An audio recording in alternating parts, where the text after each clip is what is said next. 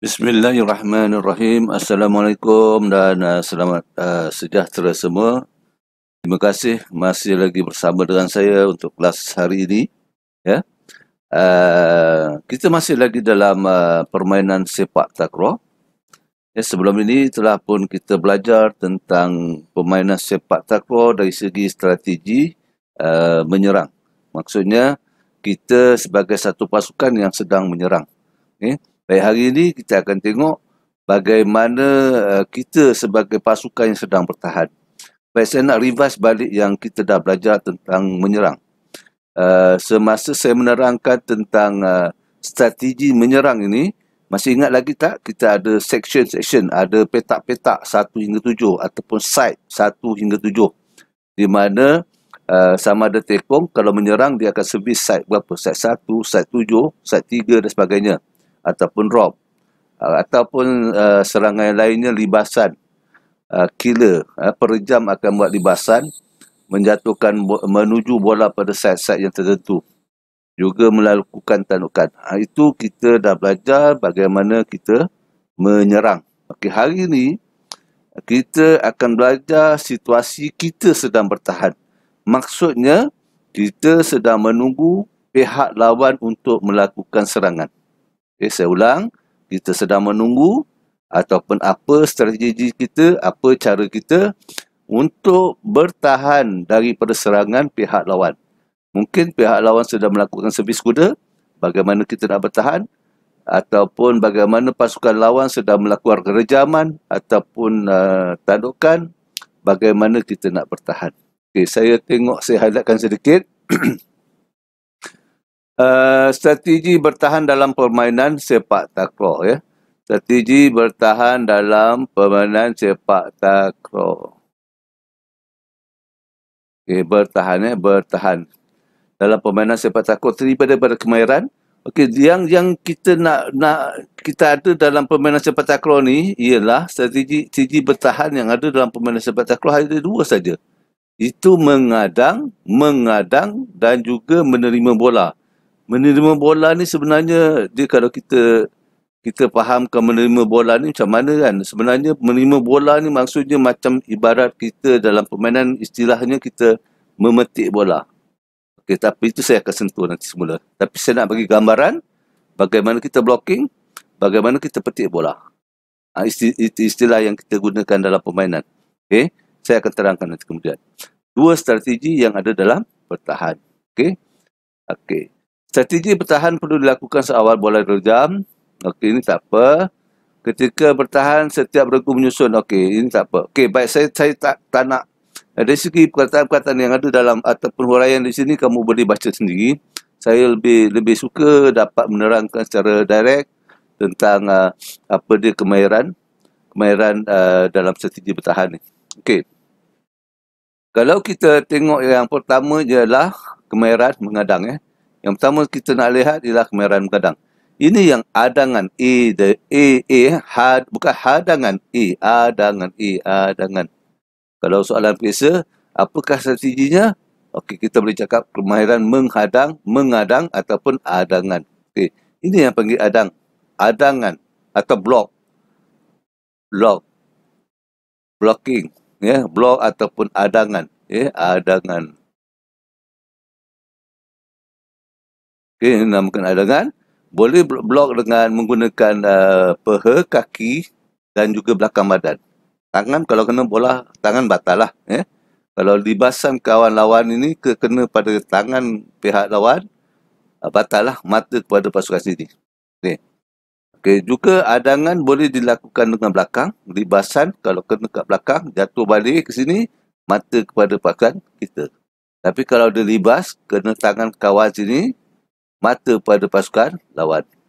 Okey, ini juga adangan menggunakan kepala. Yang ini sedang nak menanduk, yang ini blocking ataupun hadangan menggunakan kepala. Okey, kita tengok di bawah. Saya tak tunjuk tadi. Okey, menggunakan kaki, menggunakan badan dan menggunakan kepala. Itu strategi bertahan. Itu yang dimasukkan strategi bertahan. Okey, itu yang dimasukkan strategi bertahan di mana pasukan lawan sudah mendapat bola, okay, dia akan membuat rejaman, sama ada kita nak blocking belakang, kita nak blocking menggunakan kaki atau tangan, kaki atau badan, dan kita blocking menggunakan kepala. Okey, itu saja strategi bertahan. Okey, seterusnya strategi, okey, ini keterangan dia. Keterangan tentang strategi bertahan kamu boleh baca sendiri, tapi apa yang saya terangkan tadi memang sudah ada dalam penerangan ini. Cuma di sini ada dinyatakanlah kan apa matlamatnya. Matlamat dia lah untuk pastikan bola tak berjaya direjam oleh ke dalam gelanggang sendiri. Macam saya cakap tadi lah, bila pasukan serang lawan merejam bola, dia nak pastikan bola tu tak masuk kawasan kita lah. Di sini itu matlamat je. Matlamat yang kita punya matlamat supaya bola tak mati ialah kerana untuk mendapatkan mata bagi pasukan kita.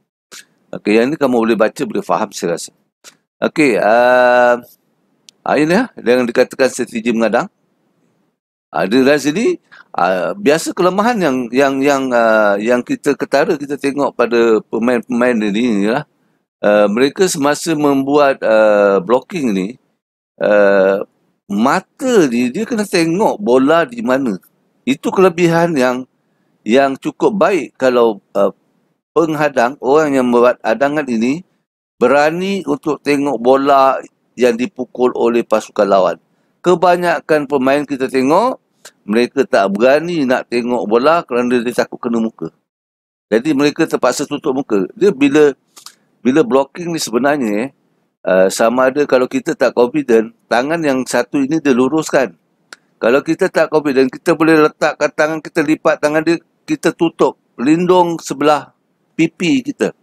Mana tangan tu bergetuk begitu. Okey, ini untuk blocking, untuk kita takut bola terkena muka. Tapi bagi pemain yang boleh melonjak dengan tinggi, ya, pemain yang boleh buat lonjakan yang tinggi, semasa buat hadangan, dia boleh tak perlu tutup muka, dia boleh tangannya boleh dilurus, tapi kena tangan batal ya. Tapi kerana dia lompat tinggi, bila dia lompat tinggi, dia pasti bola itu tidak akan kena muka kerana keadaan kepalanya lebih tinggi daripada bola. Bola di bawah dan kepala di atas. Jadi kalau libasan itu dia yakin tidak kena muka. Tapi inilah peranan killer sebelah kita. Semasa bertahan, kita perlu buat blocking ataupun hadangan. Sama ada hadangan secara menggunakan kaki, ataupun menggunakan belakang, ataupun menggunakan kepala. Okey, seterusnya kita tengok pula strategi bertahan yang kedua. Yang pertama tadi, saya ulang, strategi yang bertahan pertama ialah membuat hadangan. Strategi yang kedua untuk bertahan ialah menerima bola. Dalam takraw ada dua saja strategi bertahan, iaitu hadangan dan menerima bola. Macam mana yang dikatakan menerima bola tu? Maksudnya begini, katalah ini pihak lawan. Kita di pihak sebelah sini, kita di sebelah sana. Katalah ini pihak lawan ini mengangkat bola dan membuat libasan dan memukul ke arah peha kita.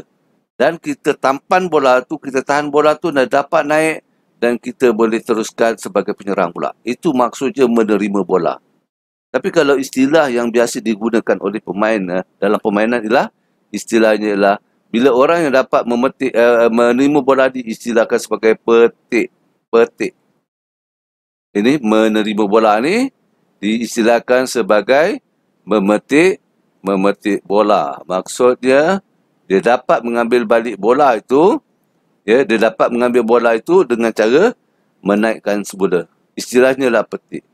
Tapi keterangan yang ada sini kamu boleh baca nanti daripada buku teks. Saya nak ulas sedikit. Sebenarnya kemahiran untuk memetik bola ini ialah kemahiran yang bagaimana kita membuat agakan. Dia tidak ada satu cara. Bila pemain ini lipat saja, kita kena duduk sini. Tidak. Contohnya kalau kata pemain ini lipat saja, kita kena duduk sini. Tidak semestinya. Kita kena baca agak-agak. Mungkin dia akan tanam, kita dah masuk ke depan. Mungkin dia akan drop, kita perlu ke depan.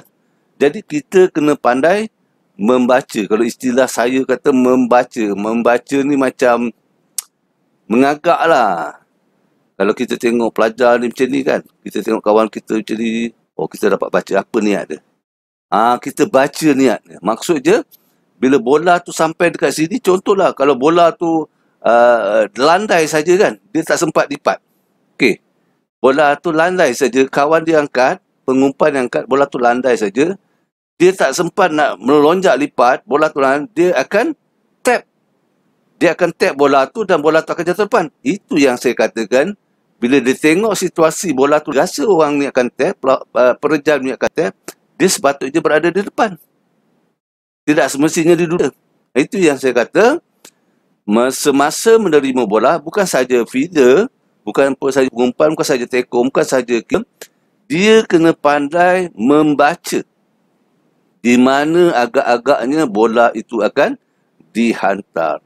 Di mana pasukan perejam ini akan lipat, akan rejam, akan lipas, akan tanduk, akan drop, akan tap. Jadi kemahiran itulah. Supaya juga semasa menjadi menerima serangan tekong. Macam serangan tekong ini, tekong katalah tekong sini, dia membuat servis. Mungkin kedudukannya hampir sama di sinilah. Cuma belah sini pengumpan ini dia kena berada di hadapan sedikit lah. Kalau bimbang, kalau ini pasukan ini akan drop. Tapi bahaya juga jika di depan, kalau tekong ini buat servis yang betul-betul laju, dia tak sempat nak ambil. Jadi di sinilah dikatakan kemahiran membaca pasukan lawan itu penting semasa strategi menerima bola. Saya agak boleh faham kan. Kalau baca nanti dan dengar ulasan saya ni, insyaAllah boleh faham. Okey. Dan sedikit saja lagi kita tengok ni. Ini cadangan kedudukan pemain ketika menerima bola yang terlepas. Ini cadangan. Maksud ni kalau rajam kat sini, kita punya situasi blocking adangan sini, memang tekong semestinya berada di depan sedikit. Dan feeder atau pengumpan di belakang sedikit. Jadi posisi yang sepatutnya. Tetapi apa-apa pun, yang penting ialah membaca bola. Kalau dia tak baca bola, mengadang dan naik, yang ni tap bola jatuh sini. Jatuh dekat sini. Jadi itu yang saya katakan, pengumpan ini penting untuk membaca bola. Dia perlu ke depan atau ke belakang. Dia kena membaca minda ataupun membaca apa akan pemain ni nak buat. Itu strategi bertahan semasa nak menerima bola ataupun memetik bola. Kalau tengok gambaran ni, okey sini. Kalau ni blok, sini masuk depan, ini duduk belakang. Ini secara teorinya, betul. Memang secara teorinya begini. Tetapi apa-apa pun, kelebihan nak menerima bola ialah bagaimana seseorang itu mengagak. Bagaimana seorang itu mengagak di mana bola itu akan diletakkan, dijatuhkan. Okey, saya rasa itu sahaja tentang permainan sepak takraw. Saya ulang balik, kita ada strategi menyerang dan strategi bertahan. Menyerang kita ada dengan cara servis, dengan cara libasan, dengan cara tandukan. Itu menyerang. Bertahan kita ada cara membuat adangan dan juga dengan cara kita menerima bola atau petik. Okey, saya harap boleh faham. Terima kasih semua. Okey, jumpa lagi.